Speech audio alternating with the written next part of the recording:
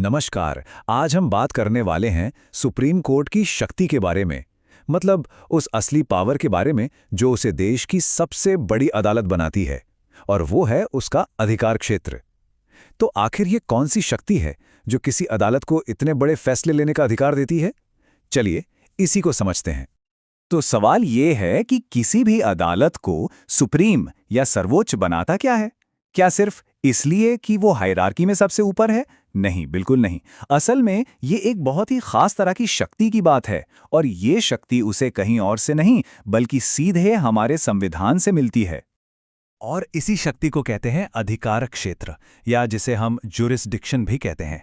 ये अदालत को कानूनी फैसले लेने की ऑफिशियल पावर देता है। अगर बिल्कुल आसान भाषा में समझें तो ये एक तरह की रूल बुक है, एक नियम पुस्तिका जो ये तय करती है कि कोई अदालत कौन से मामले सुन सकती है और किन मामलों पर अपना फैसला दे सकती है। अब जब बात सुप्रीम कोर्ट की हो रही है तो हमें मुख्य रूप से दो तरह के अधिकार क्षेत्रों पर फोकस करना होगा। पहला है मूल अधिकार क्षेत्र, जिसे हम मामलों का पहला पड़ाव भी कह सकते हैं, और दूसरा है अपीलीय अधिकार क्षेत्र, जो देता है अंतिम निर्णय।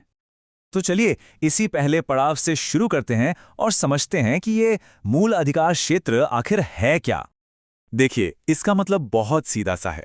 ये सुप्रीम कोर्ट को कुछ खास तरह के केस की सुनवाई पहली बार में ही करने की शक्ति देता है। मतलब ये ऐसे मामले हैं जो शुरू ही सीधे सुप्रीम कोर्ट से होते हैं, ये किसी निचली अदालत से होकर नहीं आते। इस पावर का जो बेस है वो हमारे संविधान का अनुच्छेद 31 है। और हाँ, ये अधिकार क्षेत्र ऐसे वैसे मामलों के लिए नहीं है। ये आमतौर पर देश के सबसे बड़े, सबसे महत्वपूर्ण विवादों के लिए इस्तेमाल होता है। जैसे मान लीजिए दो या दो से ज्यादा राज्यों के बीच कोई बड़ा झगड़ा हो गया, या फिर केंद्र सरकार और किसी राज्य सरकार के बीच कोई गंभीर मतभेद है। इसको समझने का सबसे अच्छा तरीका यह है कि इसे आप जस्टिस सिस्टम में एक खास वीआईपी एंट्री गेट की तरह समझिए। एक ऐसा दरवाजा जो सिर्फ कुछ खास हाई प्रोफाइल मामलों के लिए ही खुलता है। अच्छा, तो ये तो हुआ पहला पड़ाव। अब चलते हैं दूसरे की तरफ। बात करते हैं अपीलीय अधिकार क्षेत्र की, यानी वो शक्ति जो अंतिम निर्णय देती है।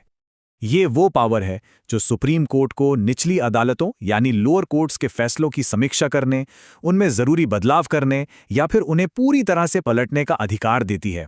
आप कह सकते हैं कि ये लीगल सिस्टम में एक तरह का फाइनल चेक है। अब सुप्रीम कोर्ट में जो अपीलें पहुंचती हैं वो भी मुख्य रूप से तीन तरह की होती हैं। पहली, संवैधानिक मामले, मतलब ऐसे केस जिनमें संविधान की व्याख्या से जुड़ा कोई बड़ा सवाल खड़ा हो गया हो। फिर आते हैं दीवानी मामले, जिन्हें हम सिविल केसेस कहते हैं। और तीसरे हैं आपराधिक मामले, यानी क्रिमिनल केसेस।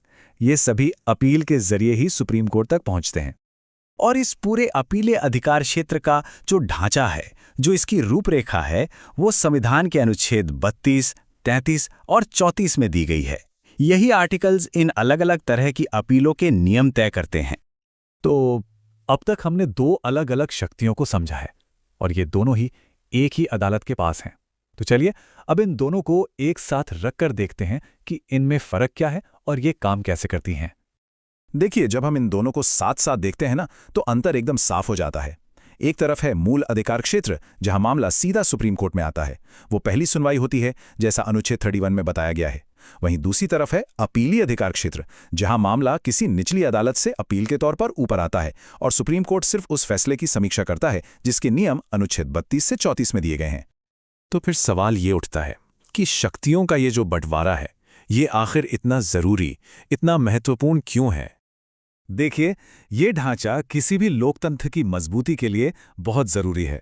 सबसे पहली बात तो ये कि इससे ये सुनिश्चित होता है कि पूरे देश में कानून एक जैसा रहे, एक समान तरीके से लागू हो। दूसरी बात, ये राज्यों और केंद्र के बीच के बड़े से बड़े विवादों को शांति से सुलझाने के लिए एक मंच देता है, जिससे देश की एकता बनी रहती है।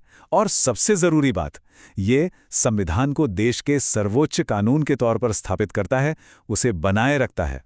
तो कुल मिलाकर बात यह है कि शक्तियों का ये जो साफ साफ बंटवारा है, यही हमारे देश में कानून का शासन यानी रूल ऑफ लॉ की नींव है, उसकी आधारशिला है। और ये सारी बातें हमें एक बहुत बड़े सवाल पर लाकर खड़ा कर देती हैं कि आज की इस तेजी से बदलती दुनिया में क्या हमारी न्याय व्यवस्था की ये मूलभूत संरचना, ये ढांचा आने वाले कल की चुनौतियों का सामना करने के लिए पूरी तरह से तैयार है।